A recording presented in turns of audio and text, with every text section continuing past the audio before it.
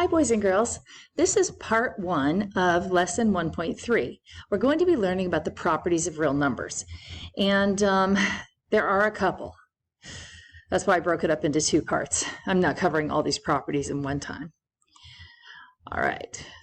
Let's introduce them to us one at a time. All right, the first 3 we're going to start with here are the reflexive, the symmetric, and the transitive. The reflexive property, I think, is kind of one of those properties. It's like you really had to have a property for this. It says any quantity is equal to itself, which basically means 5 is equal to 5. 27 is equal to 27. It's like, really? You had to have a property for that? That's the reflexive property. You can kind of think of it as a reflective property, and that the left and right sides are the same. The symmetric property says if one quantity equals the second quantity, then the second quantity equals the first. And it's still kind of a property. You know, it says if 7 is equal to 3 plus 4, then 3 plus 4 is equal to 7. Okay. The transitive property is the first interesting one. The transitive property says if A equals B and B equals C, then A has to equal C also. Okay, so that has a little more to it.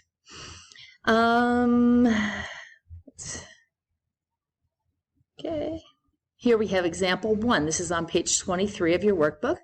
Identify the property of equality used to justify each statement. Explain your reasoning.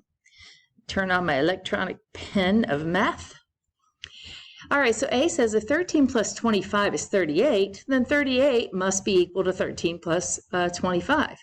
All right, that is our symmetric property.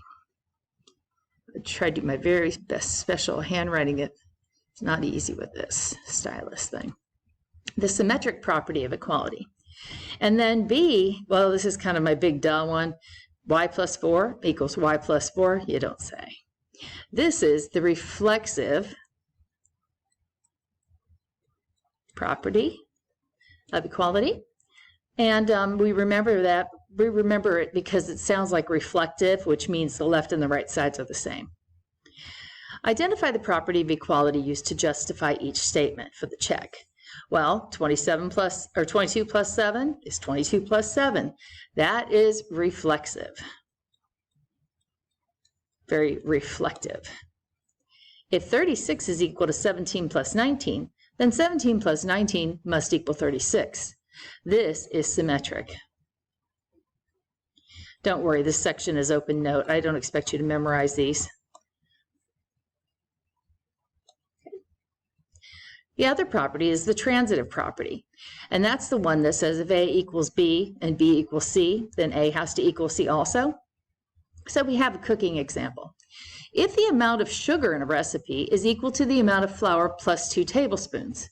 So let's say the amount of sugar, oh, this is going to be very challenging, especially since I just screwed that up royally. Let me see if I can fix it.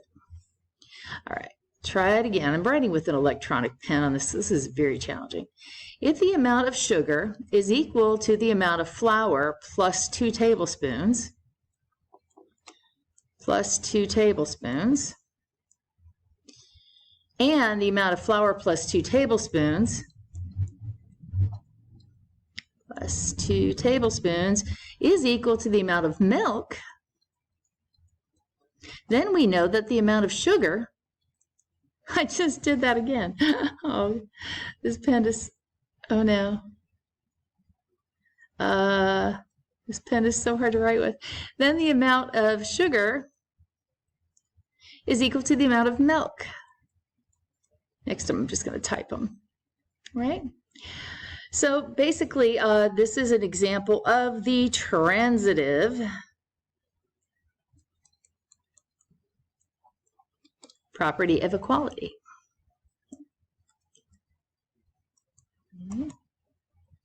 All right, so here we have a check. The weight of a bag of oranges plus 13 ounces is equal to 5 pounds. Which quantity is equal to 5 pounds? Well, 5 pounds is equal to a bag of oranges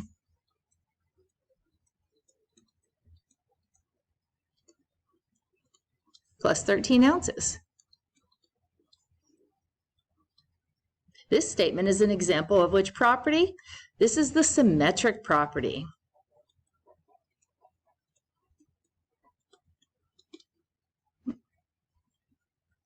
And these are all defined in your workbook. Not nearly as cute with my little monopoly properties, but you know, they're there. All right, let me move these ones down just a smidge so you can see those better. Okay. All right, so now they want us to use the properties of equality. This part's kind of a reach because these properties are pretty lame, but we'll get into better ones here in the second part. Use the given property of equality to complete each statement. Y minus 21 equals the reflexive property of equality. All right, so they want us to use that reflexive one, so what we're basically going to write here is y minus 21. Of course, y minus 21 is equal to y minus 21. I think that's what we were supposed to write in these little blanks, but I'm never going to be able to pull it off with this pen. So down here in B, if 24 plus 11 equals 9 plus 26, and 9 plus 26 equals Z, then 24 plus 11 must equal Z. Right?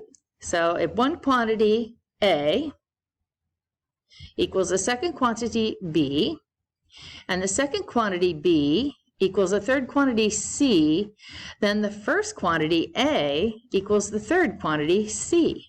You're probably supposed to put numbers in there, but no way I can do that with this pen. I think you get what I'm saying, though. Okay. All right, check. Use the given property of equality to complete each statement. If 43 plus 9 equals 10 plus 42, and 10 plus 42 equals 52, then 43 plus 9 must equal 52. Transitive property of equality. All right, 2m minus 1, this is the reflexive or the reflective property. It's going to look just left side and the right side are going to look identical. That ends part 1 of lesson 1.3. We will be introducing the rest of the properties in part 2. So you have that to look forward to.